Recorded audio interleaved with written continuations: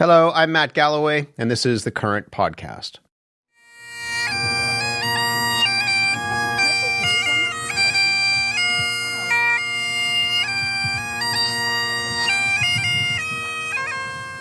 If you decide to spend some of your summer vacation visiting the iconic red and white lighthouse in Peggy's Cove, Nova Scotia, you might get more than just beautiful views.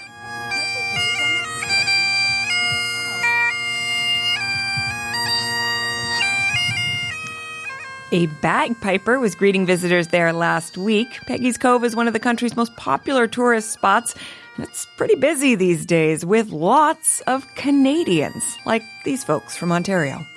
It's just been a dream of mine to come here because, beautiful. You get to see a bunch of places, and it makes it better with family and friends. We are from Brampton, Ontario. Very beautiful. I can recommend people to come over here again and again. Travel to the U.S. has plummeted since President Donald Trump returned to office, and lots of tourists from Canada and beyond are choosing this country instead. I don't want to give any money to the United States. You chose Canada because the situation in the United States. Yeah, we have lots of places to travel, see within our country, so we should support that. The number of Canadians returning from trips to the U.S. by air fell by about 22% in June compared to a year ago. According to Statistics Canada, Canadian return trips from the U.S. by car dropped by about a third. And domestic tourism spending is up in the figures that are available so far for this year. All signs of a boost for the Canadian tourism industry, and places like Green Gables in PEI are busier than ever. Green Gables is, of course, home to one of Canada's most famous and beloved fictional characters, Anne Shirley. Compared to last year, their visitor numbers are up by almost 20%. Jeanette Gallant is the Visitor Experience Manager at Parks Canada, Prince Edward Island. We are considered a bit of a pilgrimage site for many people who have connected with that novel. This year is no exception to that, but we do note that we're seeing more Canadians than ever. But there is an energy, there's a buzz on site that it's hard not to smile at.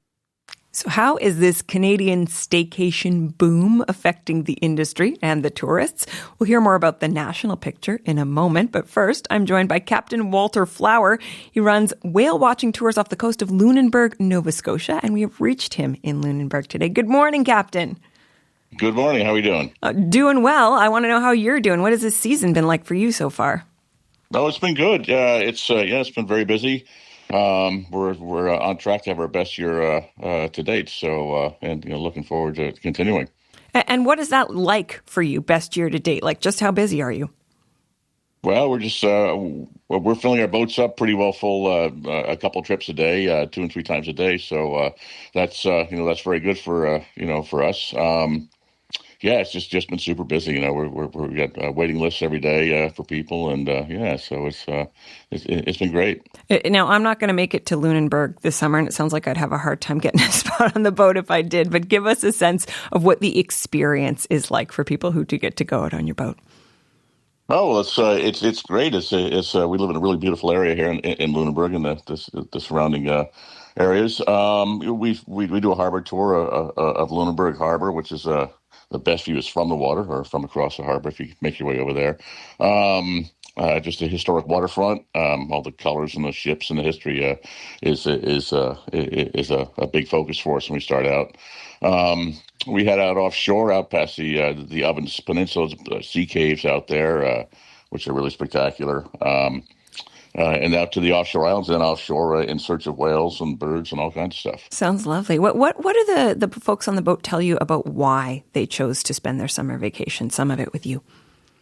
Well, what we're hearing this year is pretty well, the Senate and the news from most travelers.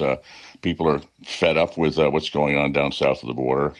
All that the bad blood that's kind of seems to be brewing from Mr. Trump and his posse down there. So.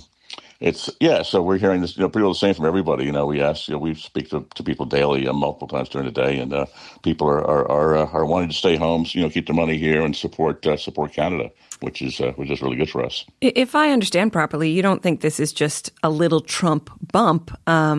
You're that old line from Jaws, you're going to need a bigger boat. Yeah, I hear right. you're expanding. Tell me a little bit about that.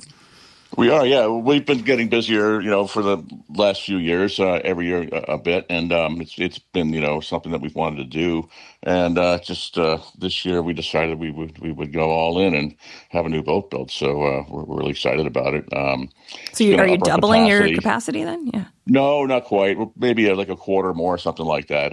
The boat we have is a great boat, but it's this new one is just going to have a better layout for sightseeing, for passenger comfort and so on. So we're expanding it for that reason and for the extra capacity. So we're really looking forward to it. It feels like not so long ago that the tourism industry was, struggling so much. We've been through the pandemic, obviously, and I just wonder what you've been doing this for a while. How do you make sense of the sort of roller coaster of the last few years? Yeah, it's we had COVID, of course, which was internationally, affected global, a global issue for everybody. It's been coming back strong here up in Atlantic Canada. My friends and partners, that are in the tourism industry here, have all seen an increase in business in the last number of years. So I think people are focusing more at home. The staycation stuff, as was mentioned earlier, is taking hold. I believe the majority of our guests and are Canadians. So I think people are just wanting to stay home and explore Canada.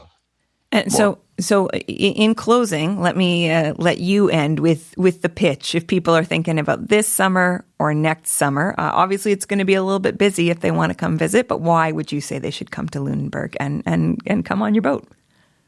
Well, Lunenburg is one of the best kept secrets on the east coast of Canada. It's a beautiful, it's an incredible place here, and the surrounding area. There's so much to do here. You can spend days here. I'm really surprised at the amount of people that we get on the boat that come out with us, and we're planning to come to Lunenburg. It's surprising. So I think getting the word out is would be really good for everybody. It's just. It's just been very busy. It's been great. And what about today? I got to know. You're looking like it's going to be a good day for whales or not? What do you think? Yes, it does. Yes, absolutely. It's clearing up. Light winds today. So it's we're really looking forward to it. Actually, we're booked solid for the day. So hopefully the fog bank's going to stay offshore and the winds will stay down, and then we should have a really great day. Sounds beautiful. Good luck with those whales, Captain. Thank you. All right. Good. Thanks for calling. That's Captain Walter Flower. He operates whale watching tours in Lunenburg, Nova Scotia. So, how does the captain's experience compare to the rest of the country? Well, Wayne Smith is the director of the Institute for Hospitality and Tourism Research at Toronto Metropolitan University. He's also a professor of hospitality and tourism management. He's with me in studio. Good morning. Good morning. So, I think Canadians knew this intuitively. They've been seeing stories in the news that things are going well. What do we know about just how booming, how well the industry is doing right now? Well, the best indication right now is sort of hotel occupancy rates and the average daily rate. So we're seeing increases in both of them for May and June this year so far. And we're seeing the prices have increased a little bit. But more importantly, there's a metric called revenue per available room, which is basically the profitability per room. That's actually up almost 5%.